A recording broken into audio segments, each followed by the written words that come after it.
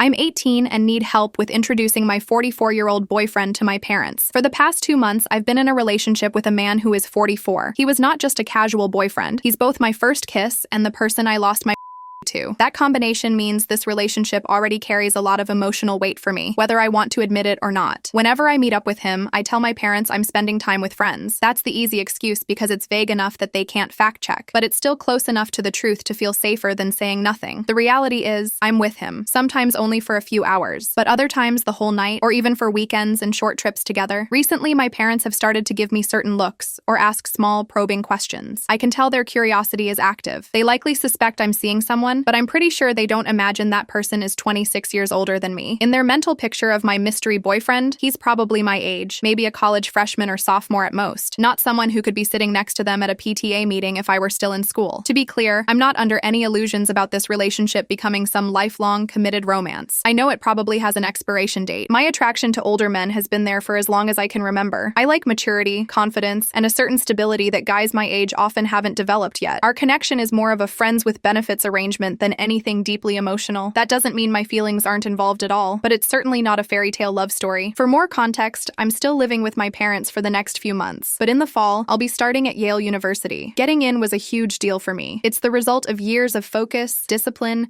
and making sure I had the kind of track record colleges notice. I've always been an academically strong, driven daughter. In many ways, I think that's why my parents trust me so much. I haven't given them much reason not to. But now, my pattern of little white lies is catching up with me. I'm struggling to find believable reasons for overnight absences, early morning returns, or out-of-town getaways. It feels like I'm walking on a tightrope. I can only keep balancing these lies for so long before something slips. Part of me wants to tell them the truth. At least then, I wouldn't have to live with the stress of constantly remembering what fake story I told last time. But I'm scared of what their reaction would be. Even though they are only about a decade older than him, my gut says their response would still be a mix of shock, anger, and maybe even outright forbidding me from seeing him again. I've grown unexpectedly attached to him. I also enjoy how I feel when I'm with him. The things he says, how he listens, the effort he puts into making me feel special. And truthfully, the tension between me and my parents over the years makes me less motivated to be completely transparent with them about my personal relationships. Should I tell them I have a boyfriend and lie about his age? Should I just keep quiet until I'm gone and living on my own? Or should I pull the bandage off and say everything? Top relevant comment. Oh, honey, if I were in your parents' position, I would react with extreme concern. And yes, maybe anger. You are less than half his age. I'm a 43-year-old man, and I'm telling you, people your age feel like kids to me. Not because you're not smart or competent, you very well may be, but because the distance in life experience is a canyon. You can't build a bridge over that by sheer will. You don't know what you don't know yet, and that's not your fault. It's just how growing up works. I understand the draw. It feels validating to be chosen by someone who seems to have the world figured out. He has the calm of someone who's already survived the messiest parts of his 20s and 30s. He makes dinner reservations. He knows which wine to order. He says the right things at the right volume. It's intoxicating to be treated with that care and certainty. But flip the camera around. Ask yourself why a man with decades of practice in adult life is dating someone who just finished high school. Why is he not with a woman his age, or even 10 or 15 years younger? Someone who has a spine of her own experience, who will push back and challenge him when his certainty curdles into control. The answer often is that youth is easier to manage, not because you're weak, but because you haven't built the hard boundaries yet. You don't have the burn marks that teach you where the stove is. An older partner who seeks out that dynamic is not automatically evil, but he's choosing a power imbalance that benefits him. That should worry you. Play out a few futures. If you got pregnant tomorrow, would you truly feel safe tying yourself to this man for the next 20 years? Picture holidays, school forms, teenage drama, college bills. Now overlay his age on top. You finish Yale, maybe grad school. Say you marry at 26. He's already 52. Your first kid graduates high school when he turns 70. Average U.S. male life expectancy hovers in the mid to late 70s. Do you want to carry the possibility that your child could lose their father before they finish college? Could you carry it alone if they did? And then there's the pattern question. If he prefers much younger women now, what happens when you're 30, when your life is finally catching up to his in terms of experience and confidence? Will he be proud of that growth, or will he go looking for the next version of you? Another wide-open 18-year-old he can impress with the same stories? It's not a guarantee, but it's a risk that lives inside this dynamic. Please don't mistake gifts, weekends away, and attentive conversation for proof of deep character. Those can all exist alongside control, alongside testing your boundaries to see which ones bend. If you were my daughter, I would want to know immediately. I would intervene, yes, because this isn't an equal pairing. It can't be. Not yet. You deserve partners who meet you where you are, who grow with you, not people who pick you because you're easier to shape. OP's downvoted reply. Oh yeah, I'm not naive. I'm not journaling wedding dates or dress silhouettes. We meet for dinner, we have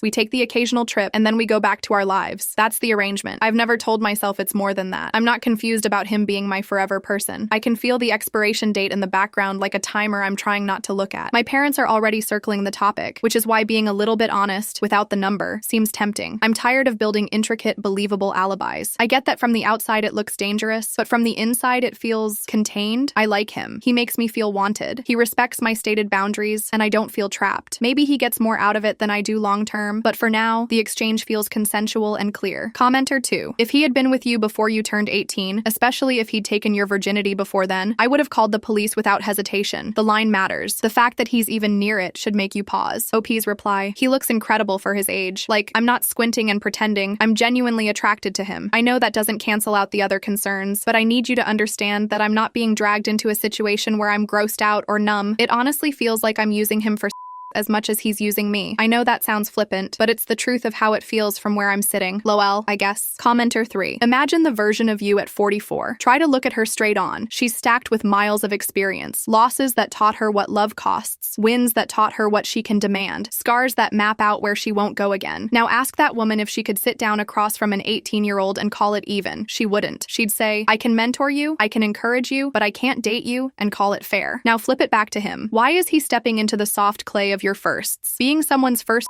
partner is a responsibility, not a victory lap. It shapes how you understand intimacy, consent, reciprocity, your own body, your worth. The most mature thing he could have done was refuse this, not because you aren't lovely or smart, but because he should recognize the power he holds here. If he doesn't, or if he does and continues anyway, that tells you something about his emotional maturity, his appetite for control, or the way he avoids being challenged by equals. Do what you want. You are legally an adult, but take your glasses off sometimes. Look at who he is with his long-term friends, with waitstaff, with his family. Watch how he behaves when he doesn't think he's being evaluated. Look at how he handles your no, not your yes. Ask yourself whether this relationship scaffolds your growth or siphons it. The answer won't be in the hotel rooms or the gifts. It'll be in how you feel about yourself when you're alone after. OP's reply. I appreciate how you wrote this. Something about the way you framed the 44-year-old version of me snapped a thread I'd been tugging at quietly. I cried for most of the afternoon after reading through everything in this thread. It's like a fog I didn't know I was standing in started to thin out, and I could see the outline of where I am. I knew better, or at least a part of me did. I quit therapy when things got busy, and I told myself the quiet would be fine. It wasn't. I think this all happened because I was lonely, scared about the next chapter, and desperate to feel chosen in a way that didn't depend on test scores or institutions. I thought Yale would cure that emptiness, but chasing a high is different from building a life. The spikes have been intense. The crashes even more so. I feel disappointed in myself, not because I'm evil or broken, but because I went looking for comfort in a place that was never built to hold me. Commenter 4. Psychologist. You're clearly bright. Your admission proves cognitive horsepower, but the parts of us that make healthy long-term choices don't arrive on the same train as SAT scores. Executive function, impulse control, attachment patterns, boundary setting, those mature at their own pace and with practice. Plenty of 18-year-olds, smart or not, mistake attention for care and novelty for depth. That doesn't make you defective, it makes you human. The work now is not punishment, it's integration. Keep the parts of you that are curious and brave. Pair them with structure, therapy, a few older mentors who aren't trying to sleep with you, friends who mirror your best self back to you. When you look back, you'll see this as expensive tuition for a class in yourself. Don't waste it by turning it into shame. Convert it into boundaries. Update 1 week later. I ended it. Clean cut. No nostalgia lunches. No one last time. No long debrief texts. I blocked him on everything after sending a final message that I needed distance and clarity and that I wished him well. The silence felt like standing on the edge of a diving board for a while. Queasy, wobbly, and then I hit the water and the shock woke me up. I kept wanting to reach for my phone like muscle memory, but I put it across the room at night and started charging it face down. I went back to CBT with the therapist I liked best. It's expensive. I'm trimming in other places to afford it. I've stopped impulse buying makeup I don't need, paused the clothing cart that lives in my browser, and told myself that every dollar I spend on therapy buys me time I won't waste later. We're working on identifying thinking traps, tolerating discomfort without self-soothing in ways that hurt me, and building scripts for hard conversations. It's humbling to realize how much of what felt like chemistry was actually me outsourcing regulation to someone else. I'm journaling again, making actual meals for myself instead of living on sugar and adrenaline. I'm walking at sunset without music just to hear my thoughts without an algorithm picking the soundtrack. I'm telling my closest friend the unpretty version of this story so I don't rewrite it into something flattering later. I'm not swearing off dating forever, but I'm choosing not to date until my reasons feel clean. Maybe at Yale, I'll meet someone who's good for me, or maybe I'll meet a better version of myself first. This summer is for stabilizing. Sleep, food, movement, therapy, friends, boundaries. I didn't realize how starved I was for boring, sustaining routine until I let myself have it. Thank you to the strangers who said the thing I needed to hear in the way I could receive it. You named blamed patterns I was too close to see. You called love bombing what it was. You reminded me that peace feels suspicious when you're used to chaos. I got out before I had to burn anything down. That counts. Second update, 6 months later. 6 months in, Yale is both brutal and beautiful. My first East Coast winter felt like someone left the freezer door open and dared me to keep smiling, but the shock of it made me feel awake in a way I didn't expect. I found a small circle of friends who don't perform their personalities like resumes. We study, we cook, we take dumb 1 a.m. walks to get tea in cups that burn our hands. I joined a student group that reads essays out loud, and it's somehow healing to hear other people's confusion get airtime. I can see the old relationship now from a safer distance, and the shapes inside it are clearer. I wanted to be seen. He wanted to be adored. I wanted calm. He wanted control dressed as competence. I told myself I was in charge because I could say no to a few things and he'd comply. But saying no to crossing a line is not the same as being in an equal relationship. The age gap didn't just sit there, it tilted the room. It made it too easy for me to aim my self-criticism inward instead of asking why a man his age wanted a girlfriend who was learning how to do laundry in a dorm basement. I told myself the usual lies, that if I loved better, he'd invest deeper, that if I proved I was low maintenance, he'd offer more, that if I kept my needs small, I would be rewarded for being easy to care for. What actually happened is that I shrank to fit the container I was given. Kindness without boundaries isn't kindness. It's currency for people who know how to spend it. The comments here taught me that. Therapy helped me practice it. My friends hold me to it when I slip. I'm not angry at my past self anymore. She did what she could with the tools she had. Now I have more tools. The pause before answering a text that makes my stomach drop. The question, what would caring for me look like right now? The refusal to be rushed. I thought I was the exception to every rule. Turns out I'm human like everyone else, and the human rules work on me too. If anyone reading this is where I was, the exit door is closer than you think. It's quieter than you expect. It looks like turning your phone off and going to bed. It looks like telling one friend the truth and letting them feed you pasta while you cry. It looks like unfollowing him and crying again. And then one day you realize you haven't thought about him in 3 days, and the world didn't collapse, and you have a midterm to study for and a life that fits you better than his apartment ever did.